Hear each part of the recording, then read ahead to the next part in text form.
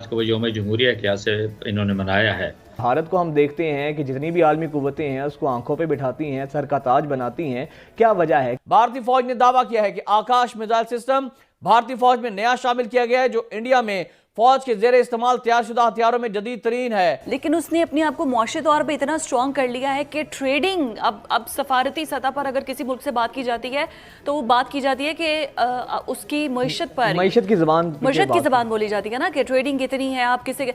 अब वो दुनिया का थर्ड बड़ा एक्सपोर्टर बन चुका है, आबादी के लिहाज से सबसे बड़ा मुल्क बन चुका है। उन्होंने अपनी पूरी एफर्ट जो है वो लगा दी है अपनी IT सेक्टर पे। मतलब जब यहाँ पर कंप्यूटर का कॉन्सेप्ट भी नहीं था तो वहाँ पर कंप्यूटर लैब्स बनाए गए थे। अगर 4 अरब से नीचे आ गए हैं तो आप इसका मतलब है कि वो पैसे जो कि उन्होंने आपके पास रखवाए थे आप उसमें से भी खा गए। आज भारत कहाँ निकल गया मुआशी तौर पर, हम वहीं के वहीं खड़े हैं। सर जी, इंडिया का मुकाबला हमसे ना करें, हम कागजी शेर हैं, वो असली शेर है। का असली दुश्मन भारत आज अपना यौम जमहूरिया मना रहा है। आपको बताएं कि भारत ने जंगी तैयारियां जो मजीद तेज की हैं। इंडियन फौज ने यौम जमहूरिया की तकरीब में इंडिया गेट पर मेड इन इंडिया हथियारों की नुमाइश का इनेकाद किया है और इस नुमाइश में Akash air defence system, BrahMos supersonic cruise missile समेत इंडिया में तैयार करदा मुख्तलिफ हथियारों को दिखाया गया है, जिनका मकसद पाकिस्तान को निशाना बनाना है। भारतीय फौज ने दावा किया है कि आकाश मिसाइल सिस्टम भारतीय फौज में नया शामिल किया गया है, जो इंडिया में फौज के जेर इस्तेमाल तैयारशुदा हथियारों में जदीद तरीन है। Stockholm International Peace Research Institute के मुताबिक उन्होंने 2020 की एक रिपोर्ट जारी की जिसमें बताया गया कि भारत आलमी सतह पर सऊदी अरब के बाद इस वक्त असलहा दरामद करने वाला दुनिया का दूसरा सबसे बड़ा मुल्क बन गया है और बैन अल-अक़वामी सतह पर असले की दरामदात में यानी दीगर ममालिक से जो असला खरीद रहा है इसका 10% बनता है हिस्सा जो भारत खरीद रहा है। चंद बरस पहले तक इंडिया हथियार खरीदने में पहले नंबर पर था और इसका निस्फ हिस्सा उसे रूस फराम करता था, जबकि इजराइल और अमेरिका भी भारत की पुष्टबनाई करते हैं और बड़े पैमाने पर भारत को हथियार फरोख्त कर रहे हैं। और हालिया बरसों के दौरान इंडिया ने हथियार साजी में भी अपने मुल्क के अंदर हथियार बनाना शुरू कर दिए। ये सारी जंगी तैयारियां किसके खिलाफ हैं? पाकिस्तान के खिलाफ। पाकिस्तान ने भी, हमने आपको बताया था कि बहुत जबरदस्त शाहीन, गौरी और इस तरह के दीगर बैलिस्टिक मिसाइल, क्रूज मिसाइल, एटमी हथियार ले जाने वाले मिसाइल बना रखे हैं जो किसी भी वक्त भारत को नाको चने चबा सकते हैं। अच्छा, ये भी बता दे, नजर नहीं आते इंटरनेशनली जो भी है भारत के सामने, सबको एवरीबडी नोज दैट क्या है, लेकिन उसने अपने आप को मुआशी तौर पे इतना स्ट्रॉन्ग कर लिया है कि ट्रेडिंग अब सफारती सतह पर अगर किसी मुल्क से बात की जाती है तो वो बात की जाती है कि उसकी मईशत की ज़बान बोली जाती है ना, कि ट्रेडिंग कितनी है, आप किसे। अब वो दुनिया का थर्ड बड़ा एक्सपोर्टर बन चुका है, आबादी के लिहाज से सबसे बड़ा मुल्क बन चुका है। उन्होंने अपनी पूरी एफर्ट जो है वो लगा दी है अपनी IT सेक्टर पे। मतलब जब यहाँ पर कंप्यूटर का कॉन्सेप्ट भी नहीं था तो वहाँ पर कंप्यूटर लैब्स बनाए गए थे। अगर आप इंडियन हिस्ट्री पढ़े, पाकिस्तान हम क्यों पीछे रह गए हैं? हम इस तरफ तवज्जो क्यों नहीं दे रहे? हम तो भारत का मकरू चेहरा दुनिया को दिखाने में भी नाकाम हो गए हैं। 370 आर्टिकल के तहत जो उसने मिला लिया है वो खत्म करके अब वहां पर आबादकारी इंडियंस की जा रही है। हम डिप्लोमेटिक में इतने नैले हैं कि हम कुछ भारत का मकरू चेहरा दुनिया को बता ही नहीं सकते, दिखा ही नहीं सकते, या दुनिया is not ready, world is not ready कि वो कंडेम कर सके इंडिया को कि आप ये सब कुछ क्या कर रहे हैं। फिजा, देखिए, जो सबसे बड़ा मसला है वो ये है कि भारत एक बड़ी इकोनॉमी है आज के दिन में।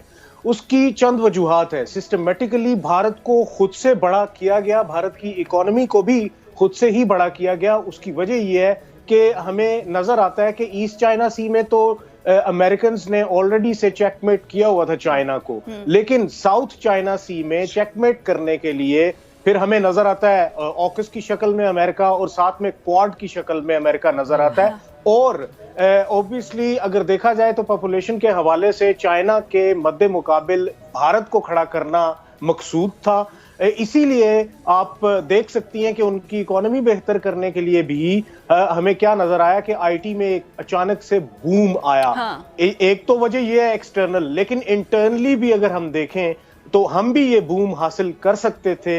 लेकिन हमारे यहाँ जब भी किसी जवान से पूछें कि IT कंपनीज क्यों परसिस्ट नहीं करती उस तरीके से पाकिस्तान में, तो उसका वो मुझे तो ये सुनने को मिलता है कि वो कहते हैं कि हमारे यहाँ वन विंडो ऑपरेशंस नहीं है, नंबर 1, नंबर 2 फला NOC फला NOC फला NOC। हाँ। वो जाके ढूंढते फिरें और सिक्योरिटी जो है वो इतनी की ज्यादा अहमियत इख्तियार कर जाती है कि बंदे को इस तरह की जो कंपनीज है वो नहीं परसिस्ट कर सकती पाकिस्तान। वेयर एज इंडिया ने बहुत ही आसान तरीकों से वहां पे इस चीज को और ओपन किया हुआ अपनी इकोनॉमी को, specially related to IT facilitate किया है। और फिर वेस्टर्न कंट्रीज जो हैं उन्होंने धड़ाधड़ वहां पे अगर देखा जाए तो आईटी के हवाले से जो उनके पास वर्क फोर्स है वो एक ठीक है। राजा फैसल साहब, ये सारी बातें अपनी जगह ठीक है, लेकिन राजा फैसल साहब आपकी बातें सर बिल्कुल ठीक हैं, लेकिन कर्नल साहब क्योंकि आप माशाल्लाह दिफाई तजियाकार हैं और बड़ी गहरी नज़र है आपकी पाक भारत ताल्लुकात के ऊपर,